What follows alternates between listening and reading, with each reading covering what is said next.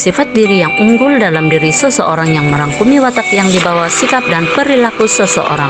Ketinggian pribadi ini kebanyakannya dapat kita lihat daripada berbagai konsep. Di sini kami berikan contohnya melalui alam pekerjaan seseorang. Ketinggian pribadi ada dua sudut, dari segi positif dan juga negatif.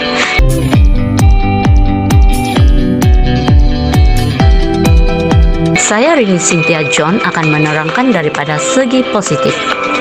Amanah merupakan sesuatu yang dipertanggungjawabkan dalam urusan harta, benda, keharmonian, dan juga kerahasiaan. Seseorang yang amanah dapat dilihat apabila seseorang pekerja menyiapkan tugasan pada waktu yang ditetapkan oleh pihak majikan. Selain itu, orang yang berdisiplin dan patuh kepada peraturan mempunyai ketinggian pribadi yang terpuji. Kepentingan penerapan ketinggian pribadi, pengurusan menjadi baik dan lancar, mewujudkan ruang kerja yang harmoni dan kondisi. Hai, nama saya Elman bin Albain. Sifat hormat menghormati adalah penting bagi memastikan keharmonian terjalin dan penting untuk memastikan seseorang hidup dalam aman dan damai. Dapatnya sikap hormat menghormati akan melahirkan hubungan silaturahim dalam persekitaran sekeliling seperti berada di tempat kerja. Bukan itu sahaja, hormat menghormati mengelakkan konflik dan masalah antara orang sekeliling. Hai, saya Teresa Fitri. Ketinggian pribadi yang seterusnya adalah bekerja sama. Sikap bekerja sama dalam menjalankan tugas menggambarkan ketinggian pribadi kita. Selain itu, bekerja sama dan tolong-menolong dalam melakukan tugas akan meringankan beban pekerja.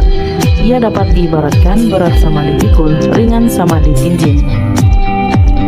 Sebagai contoh, sikap pekerja yang bersama-sama menyelesaikan tugasan di pejabat akan menjamin hasil kualitas kerja yang baik. Namun demikian, terdapat sifat negatif yang mampu mencalar ketinggian pribadi adalah: Hai, saya Nizamil bin Salih. Dari segi negatif, hasad, dengki, dan dendam.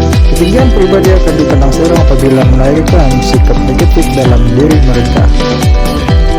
Hasad, dengki, dan dendam juga antaranya perasaan cemburu dan iri hati akan menimbulkan niat jahat terhadap seseorang disebabkan rasa tidak puas hati dengan kelebihan seseorang tersebut. Dendam dan hasad dengki juga dapat dilihat melalui sikap pekerja yang sering memburukkan rekan sekerja yang lain.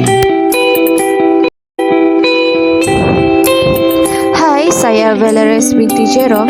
Negatif pribadi diri boleh dipandang rendah apabila seseorang suka berkata belakang dan memfitnah seseorang itu. Apabila seseorang bercakap belakang ataupun memfitnah boleh menyebabkan penyebaran maklumat atau berita palsu dalam organisasi seseorang. Apabila tiada kesepahaman berlaku, ia secara langsung akan menyebabkan ketinggian tercalar.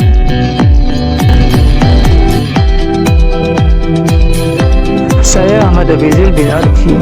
Beberapa kesan positif dapat diwujudkan, antaranya ialah: kesan positif yang dapat diwujudkan ialah ruang kerja yang harmoni, penghasilan kerja yang efektif dan efisien, serta melahirkan pekerja yang berintegriti. Di samping itu juga dapat bebas dari kesan negatif seperti rasuah, pecah amanah, serta perbalahan dan penyelewengan. Hai, nama saya Aznisma Azwati binti Chaupi. Kesimpulannya, ketinggian pribadi ini perlulah diamalkan oleh setiap individu tidak kira di mana ia berada.